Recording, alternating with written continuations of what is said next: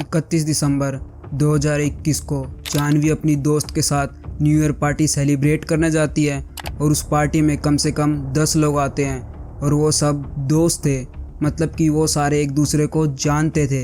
वैसे तो पार्टी 1 बजे ख़त्म होने वाली थी, पर अब 2 बज चुके थे और जानवी अपने घर नहीं पहुंची थी। इसलिए उसके फादर जानवी को कॉल करते हैं, पर जानवी कॉल पिक नहीं करती। तब जानवी के फादर ये सोचते हैं कि पार्टी करने के बाद जानवी वहीं पे सो गई होगी। पर अगले ही दिन 1 जनवरी 2022 की सुबह 6 बजे जानवी के फादर को पुलिस का कॉल आता है और जब वो कॉल पिक करते हैं तब उनके पैरों तले ज़मीन खिसक जाती है। पुलिस उधर से ये बोलती है कि आपकी बेटी का एक्सीडेंट हो गया और हमें उसकी डेड बॉडी उसी बिल्डिंग के ग्राउंड फ्लोर के पूल में मिली थी। क्या सही में जानवी का एक्सीडेंट हुआ था या फिर वो प्लान मर्डर था? ये वीडियो एंड तक ज़रूर देखना। इस केस से हमें बहुत कुछ सीखने को भी मिलेगा। खुलेंगे केस के राज हिमांशु के साथ।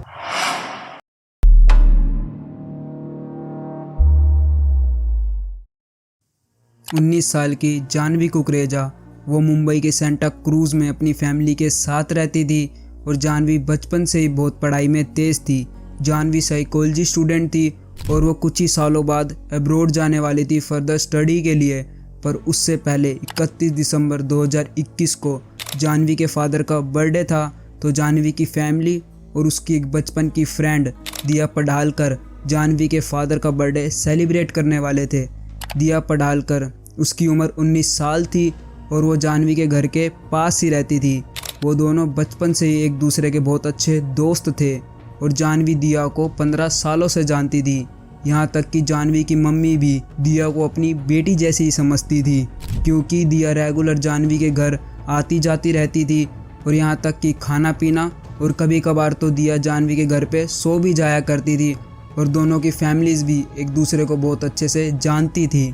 तो 31 दिसंबर 2021 जानवी के फादर का बर्थडे सेलिब्रेट करने के बाद दिया और जानवी को न्यू ईयर पार्टी पे जाना था, पर रात के 11 बज चुके थे।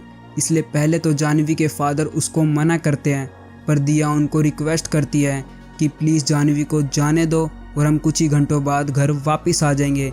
इसलिए दिया की रिक्वेस्ट पर जानवी के फादर उसको पार्टी में जाने की इजाज़त दे देते हैं। इसके बाद रात के 11:30 बजे जानवी और दिया न्यू ईयर पार्टी सेलिब्रेट करने जाते हैं, जो कि भगवती हाइट्स बिल्डिंग इन खार में थी। वो पार्टी वाली लोकेशन जानवी के घर से 2 किलोमीटर की दूरी पे थी और वो न्यू ईयर टेरेस पार्टी थी जो उसको यश हुजा नाम का लड़का होस्ट कर रहा था और वो भी उसी सेम बिल्डिंग की 2nd फ्लोर पे रहता था। यश दिया और जानवी का दोस्त था। इस न्यू ईयर पार्टी में कम से कम 10 लोग आते हैं और उन सब की एज 20 से 25 के बीच में थी और वो सब एक दूसरे को बहुत अच्छे से जानते भी थे। वैसे तो पार्टी 1 बजे ख़त्म होने वाली थी, पर अब 2 बज चुके थे और जानवी अपने घर नहीं पहुंची थी। इसलिए जानवी के फादर जानवी को कॉल करते हैं, पर जानवी कॉल पिक नहीं करती।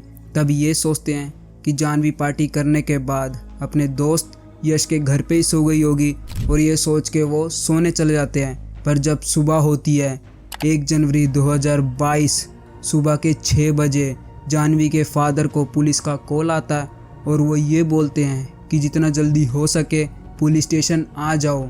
इसके बाद जानवी के पेरेंट्स पुलिस स्टेशन पहुंच जाते हैं और पुलिस स्टेशन पहुंचने के बाद पुलिस ऑफिसर उनको जो बताते हैं वो सुन के उनकी पैरों तले ज़मीन खिसक जाती है। पुलिस ऑफिसर बताते हैं कि जानवी का एक्सीडेंट हो गया और हमको उसकी dead body Bhagwati Heights building के स्विमिंग पूल में मिली, जहां जानवी अपनी फ्रेंड दिया के साथ न्यू ईयर पार्टी सेलिब्रेट करने गई थी। ये सुनने के बाद जानवी के पेरेंट्स पुलिस स्टेशन में ही फूट फूट के रोने लग जाते हैं।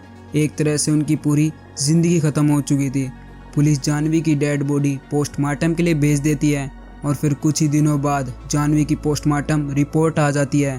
पर जब जानवी की पोस्टमार्टम रिपोर्ट आ जाती है वो देख के उसके पेरेंट्स शॉक हो जाते हैं। जानवी की पोस्टमार्टम रिपोर्ट में ये पता चलता है कि उसकी डेथ से पहले उसको किसी ने ब्रूटली असोल्ट किया था। उसकी बॉडी पे 48 इंजरीज थी। उसका स्कल भी फ्रैक्चर था, मतलब किसी ने जानवी के सर को रीलिंग पे दे के मार रखा था। उसके हिप्स और थाइस को भी किसी ने तोड़ रखा था और ये सब इंजरीज होमोसाइडल थे, ना कि एक्सीडेंटल। अराउंड 2:30 बजे किसी ने जानवी को ब्रूटली पीटा, फिर उसको सेकंड फ्लोर से नीचे फेंक दिया। मतलब जानवी को किसी ने इंटेंशनली इतना पीटा कि उसकी डेथ हो जाए और फ्लोर से नीचे गिरने से पहले ही जानवी की डेथ हो गई थी। ये पता लगने के बाद जानवी के पेरेंट्स उसकी मर्डर केस फाइल कर देते हैं। अब पुलिस अपनी इन्वेस्टिगेशन स्टार्ट कर देती है।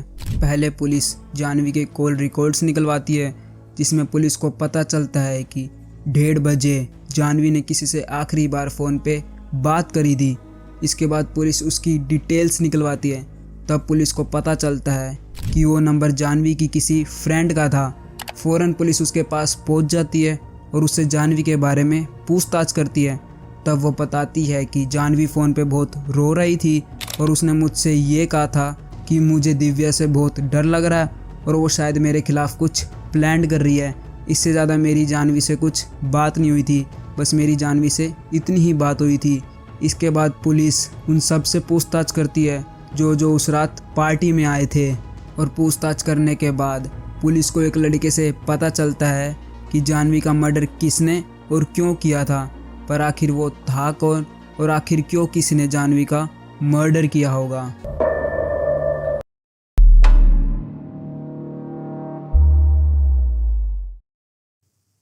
पुलिस को यश आहूजा से पता चलता है, जो उस पार्टी को होस्ट कर रहा था। यश आहूजा 31 दिसंबर 2021 की सारी सच्चाई पुलिस को बताता है। यश पुलिस को बताता है कि उस रात को जानवी एक लड़के को, श्री जोगधंकर को किस करती है और फिर कुछ ही घंटों बाद वो लड़का श्री जोगधंकर दिव्या के साथ इंटीमेट होता है और उन दोनों को इंटीमेट होते हुए जानवी देख लेती है। Janvi allegedly sought to her for friends Sri Jogdhankar and Diya Padankar in a compromising position at the party, after which an argument broke out. इसके बाद जानवी, दिव्या और श्री के बीच पार्टी के दौरान ही बहुत बहस होती है और थोड़ी बहुत तीनों के बीच फाइट भी होती है।